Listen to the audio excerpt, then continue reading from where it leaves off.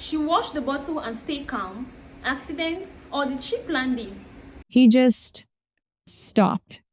1 second, my son was drinking from his bottle's small, quiet gulps, the kind that always made me feel like everything was okay.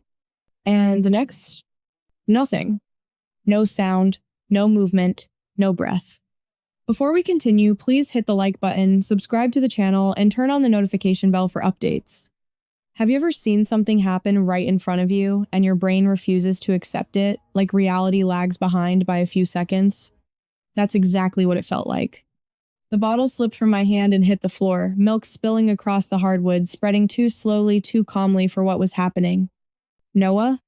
My voice didn't even sound like mine. I shook him gently at first, then harder.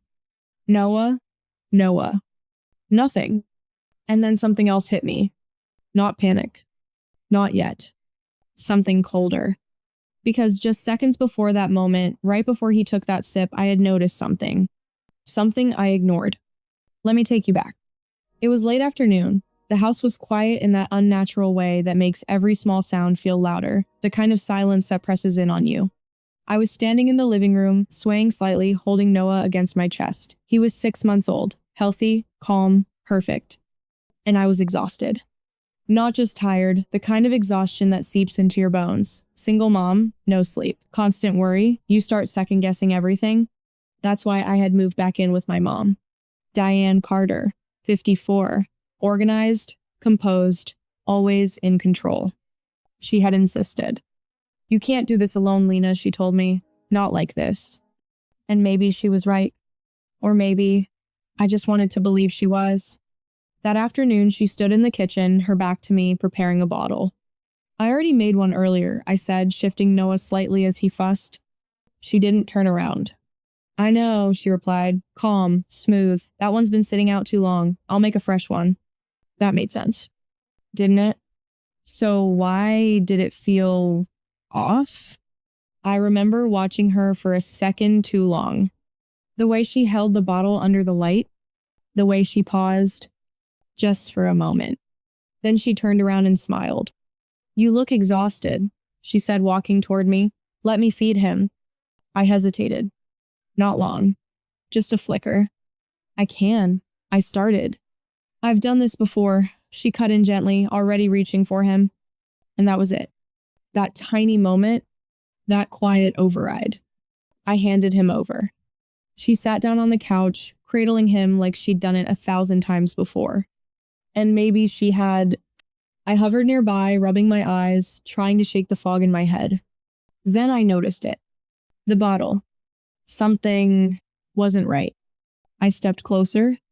Wait, I said softly. Did you? But he had already latched onto the nipple. Already started drinking. And that's when it hit me. The smell. Faint. Wrong. Not spoiled. Not sour. Just off. I leaned in slightly. Mom, what formula did you use? She didn't look at the bottle. She looked at me and smiled. Relax, Lena.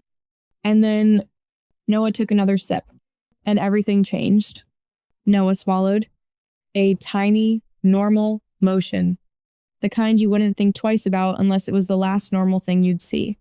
Then he froze. Not gradually. Not slowly. It was instant.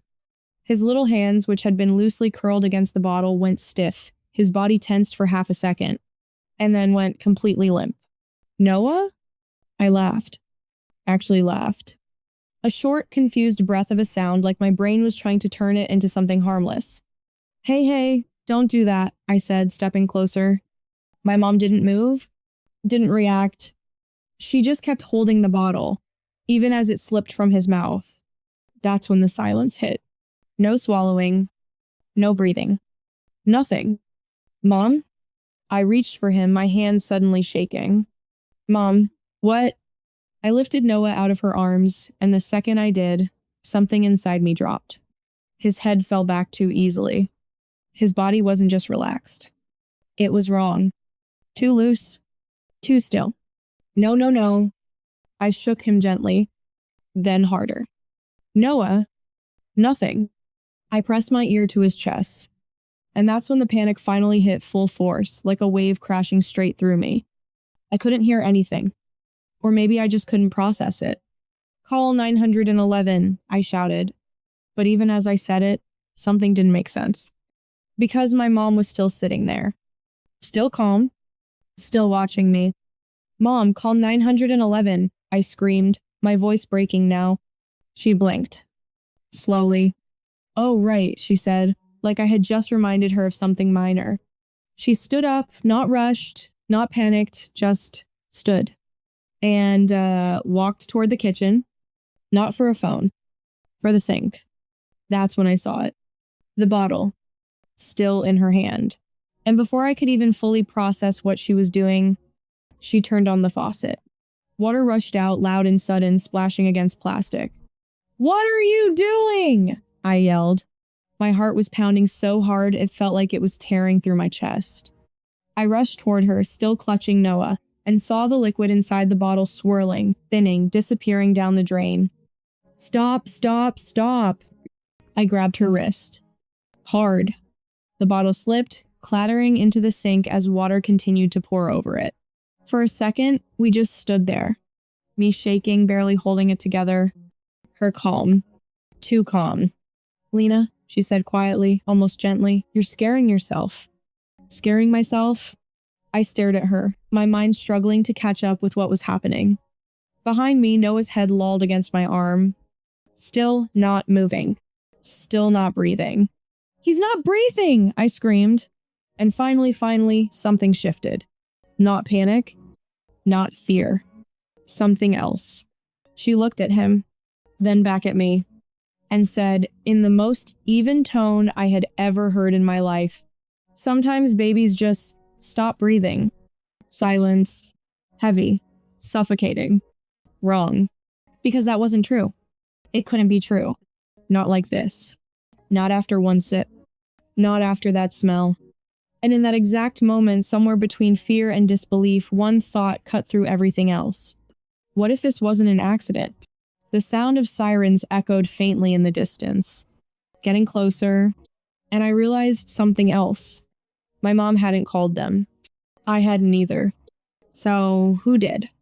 I turned slowly back toward her, and for the first time, I wasn't just scared for my son. I was scared of her. My mom didn't scream. She didn't rush to help. She didn't even look scared. She just watched me. Have you ever noticed how, in a real emergency, people reveal exactly who they are? No filters, no pretending. Because in that moment, when my son wasn't breathing, my mother wasn't a panicked grandmother.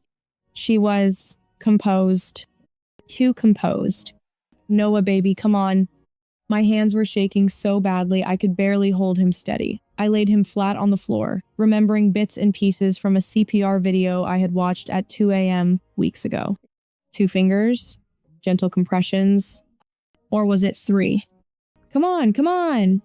I pressed down on his tiny chest, counting out loud, my voice cracking between numbers. 1, 2, 3. Nothing. His lips were starting to lose color. No, no, no. I leaned down, trying to breathe into him, terrified I was doing it wrong, terrified I was wasting time. Behind me, I could hear my mom moving. Not quickly. Just moving. Drawers opening, closing, water still running in the sink. Mom, what are you doing? I shouted without looking up. I'm getting a towel, she said calmly. A towel? A towel? My brain couldn't even process that. Call 911, I yelled again. I already did, she replied. But something about the way she said it, it didn't land right. Too smooth, too automatic. Like everything else, I kept going. Compressions, breath, compressions. Please, please. My voice dropped into a whisper now, desperate, bargaining with nothing. And that's when it hit me again. The smell, it was still on him. Faint, but there. Not milk, not formula. Something else. Something chemical. I pulled back slightly, staring at his face. What did you give him? The words slipped out before I could stop them. Behind me, there was a pause. A tiny one, but I heard it. I told you, she said, just formula. Just Formula. Then why did it smell like that? Why did he collapse instantly? Why was she washing the bottle? Sirens. Louder now. Close. Relief should have hit me. But it didn't. Because something else was growing in its place. Something colder. Something sharper. Suspicion. Lena, my mom said softly. I didn't turn around. Listen to me. I kept pressing on Noah's chest. Lena. Her voice was closer now. Right behind me. You need to calm down. Calm down? I let out a broken laugh. My son isn't breathing. And panicking won't help him, she replied. Still calm. Still controlled. Always controlled. And suddenly, memories started surfacing. Not big ones. Small ones. Things I had brushed off before. Her comments. Her tone. You're holding him wrong. You shouldn't feed him like that. You don't have a routine. At the time, it sounded like concern. Now, it sounded like judgment. Constant, quiet, building. You know, she continued, her voice almost thoughtful now, babies can be very fragile when they're not cared for properly. I froze. Just for a second. My hands hovered over Noah's chest. What did you just say? I'm just saying, she replied. Sometimes these things happen. These things. Like this was random. Like this was normal. Like this wasn't happening right in front of us. The sirens were right outside now. Doors slamming, footsteps rushing toward the house. And for the first time since this started, I felt something shift inside me. Not panic. Not fear. Clarity. Because everything suddenly lined up in the worst possible way. The bottle. The smell. Her calmness. Her words. I turned my head slightly, just enough to look at her. Really look at her. And what I saw made my stomach drop. She wasn't nervous. She wasn't scared. She wasn't even pretending anymore. She was watching me. Carefully. Like she was waiting to see what I would do next. The front door burst open. M's. Heavy footsteps rushed in. Voices. Urgent. Loud. Finally, real panic entered the room. But not from her. From them. Hands pulled me back gently as paramedics took over. Oxygen mask. Equipment.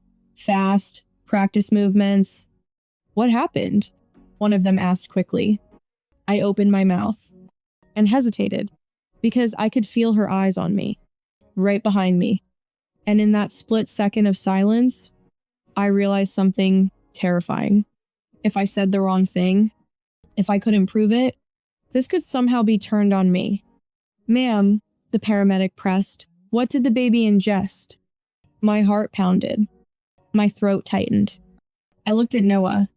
Then slowly, I turned toward my mother. She gave me a small, reassuring smile. The same one from earlier. The same one that now made my skin crawl. And that's when I understood something I couldn't ignore anymore. She wasn't panicking because she already knew exactly what was happening. That's when it hit me. This wasn't an accident because accidents come with confusion, panic, chaos. This felt controlled. What did he ingest, ma'am? The paramedic asked again, sharper this time. His hands were moving fast, oxygen mask secured, tiny chest monitored, equipment I didn't even recognize being pulled from bags. Everything around me sped up, except my thoughts. Those slowed down. Too clear, too focused. I swallowed, my voice shaking. He was drinking from a bottle. What kind of formula? I hesitated. And that hesitation, my mom stepped right into it. She's in shock, Diane said smoothly, stepping forward. It was just his usual formula, nothing unusual. Nothing unusual. The words landed hard, because they weren't just wrong. They were deliberate. No, I said quickly, louder now. That's not true. Both paramedics glanced at me. The room shifted. Attention. Doubt. What do you mean? One of them asked. I pointed toward the kitchen. The bottle she was washing it. It smelled wrong. Something was off. Silence. A brief one. But enough. Enough for tension to snap into place. Diane let out a soft, almost sympathetic sigh. Lena, she said gently, placing a hand on my shoulder. I flinched. She hasn't been sleeping, she added, looking at the paramedics now. She's overwhelmed, new baby, no help from the father. That stung. Because it was true. But it wasn't the truth. Do you see the difference? I'm not making this up, I snapped, pulling away from her. My heart was racing now, not just from fear for Noah, but from something else. I was losing control of the narrative, and she was taking it calmly, smoothly, piece by piece. One of the paramedics moved toward the sink. The bottle? He asked. I rushed after him. Yes, that's it. I grabbed it before he could. Water was still dripping from the sides. Inside, barely anything left. Diluted. Destroyed. No, I whispered. No. I turned it in my hands, smelling it again. Faint, but still there. That same wrongness. Behind me, Diane's voice came again. Please, she said softly. Don't confuse them. Confuse them? I spun around. Confuse them? My voice cracked. He just stopped breathing. And accusing people without reason isn't going to help him, she replied. Still calm, still controlled, always one step ahead. Then she stepped closer. Too close. And lowered her voice so only I could hear. You need to be very careful right now, she whispered. My stomach dropped. Because if you start saying things that don't make sense, she continued, her tone still soft, almost kind, they might start asking questions about you. I froze. That's what happens, she added, when babies get hurt. For a second, everything went silent. Not around me. Inside me. Because that wasn't a warning. That was a threat. Ma'am, we need to move, a paramedic said urgently. They lifted Noah onto a stretcher so small it barely seemed real. Machines beeping, oxygen flowing, controlled chaos. I'm coming with him, I said immediately. Of course, one of them nodded. I started toward the door, then stopped, because something pulled me back. Instinct. I turned. My mom was standing in the doorway, watching, not crying, not shaken, just watching like she was observing the outcome of something already set in motion. For a split second, our eyes locked. And this time, there was no smile. Just something colder, sharper, calculating. Lena, she said quietly, almost gently. I didn't respond. Be careful what you say. The paramedics rushed past me. Let's go. I turned and followed them out, my heart pounding in my chest, my mind racing faster than it ever had before. Because now, it wasn't just about saving my son. It was about proving the truth, before she buried it completely. As the ambulance doors slammed shut, one thought echoed louder than anything else. What if I'm already too late? What exactly did he ingest? That was the first question they asked me at the hospital. Not, is he okay? Not, what happened? Just that. And the way they said it, it told me everything. They already knew this wasn't normal. The ER was a blur of movement. Bright lights, fast footsteps, machines beeping in sharp, relentless rhythms. They took Noah from me the second we arrived. A team surrounded him instantly, voices overlapping, commands firing back and forth. Pulse weak. Get labs now. Prep airway. I wasn't part of it anymore. I was just standing there, hands empty, heart racing, waiting. Ma'am? I turned. A nurse stood in front of me, calm but focused. We need to know, what did your baby consume? There it was again. That question, I swallowed. He was drinking from a bottle, I said. Formula, but it smelled wrong. Something was in it. The nurse's expression didn't change, but I saw it. A flicker. Concern. Recognition. Do you have the bottle? She asked. Yes. I handed it over carefully, like it might shatter or disappear. She opened it slightly, smelled it. And this time, I wasn't imagining it. Her eyebrows pulled together. That's not just formula, she said quietly. Validation. Finally, before I could respond, another voice cut in. Lena. I turned and there she was. My mom, standing there like she belonged. Like nothing had happened. How is he? She asked, her voice filled with just enough urgency to sound real. Too real. Performative. They're working on him, I said flatly. Our eyes locked. And just like before, there it was. That look. Careful, controlled. Watching me. A doctor approached then, pulling me slightly aside. We're running toxicology, he said. Something's affecting his system. We need to identify it quickly. Toxicology. The word hit hard. Because now, it wasn't suspicion anymore. It was real. Behind us, my mom spoke again, this time to a different nurse. He's always been a sensitive baby, she said. She's had trouble with feeding routines. I turned sharply. There it was again. Rewriting the story. Laying groundwork. Planting doubt. Stop, I said, louder than I meant to. The room quieted slightly. My chest was rising and falling fast now. She didn't just find him like this, I said, pointing at her. She made the bottle, she was alone in the kitchen, and then she tried to wash it. Silence. Real silence this time. My mom tilted her head slightly. Not angry. Not defensive.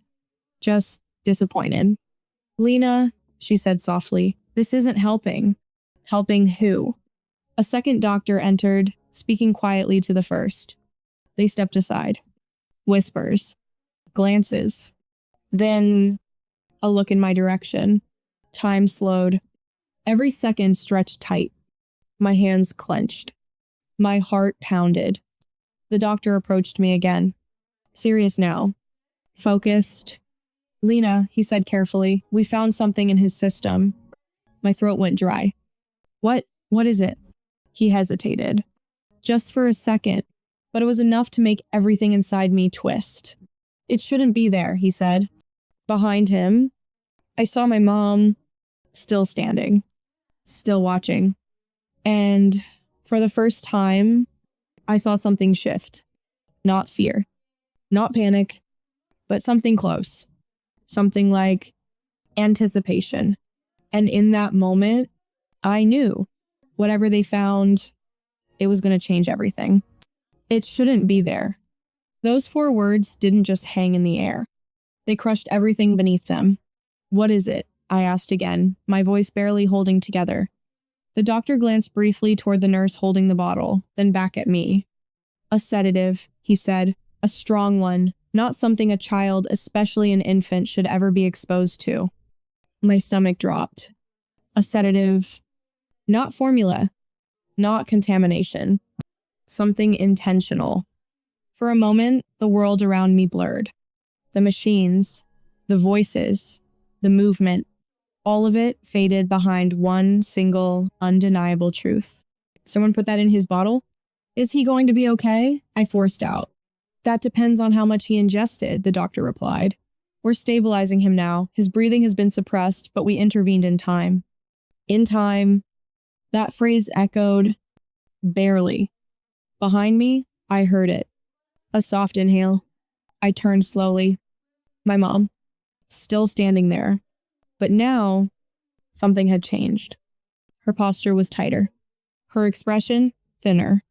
Like a crack had finally formed in that perfect composure. They must be mistaken, she said calmly. Still calm, but not as effortless as before. That doesn't make any sense. No one responded immediately, because now it did make sense. Too much sense. A nurse stepped forward. We're going to need to ask some questions, she said, looking between both of us. And just like that, the shift happened. This wasn't just a medical emergency anymore. It was an investigation. 2 officers arrived within minutes. Not loud, not aggressive, just present, observing, listening, piecing things together. Who prepared the bottle? One of them asked. I did, my mom answered immediately. No hesitation. No fear. Just confidence. It was his usual formula. I stepped forward. She's lying. My voice didn't shake this time. It cut. I smelled it, I continued, before he even finished drinking, and she tried to wash the bottle right after he collapsed. The officer turned to her. "Ma'am?" She sighed softly. Like this was all becoming inconvenient. "I rinsed it because it spilled," she said. She was panicking. Things got chaotic. Always an explanation, always controlled. But then, the nurse holding the bottle spoke. "There's residue," she said, even after rinsing. Silence. In the toxicology results, the doctor added, "match compounds commonly found in prescription sedatives." That was it. That was the moment. Because there was only one question left. "Do you have any prescriptions like that?" the officer asked, looking directly at my mom. And for the first time, she hesitated. Just slightly, but enough. "I take medication," she said carefully, "for sleep." The room shifted again. Pressure building. Truth closing in. "What medication?" the officer asked. She named it. The same compound. Exact match. And just like that, the entire structure she had built started collapsing. The officers exchanged a glance. "Ma'am," one of them said, "we're going to need you to come with us." "I haven't done anything wrong," she replied, her voice tightening now. But it wasn't convincing anymore. Not here. Not now. I stepped forward.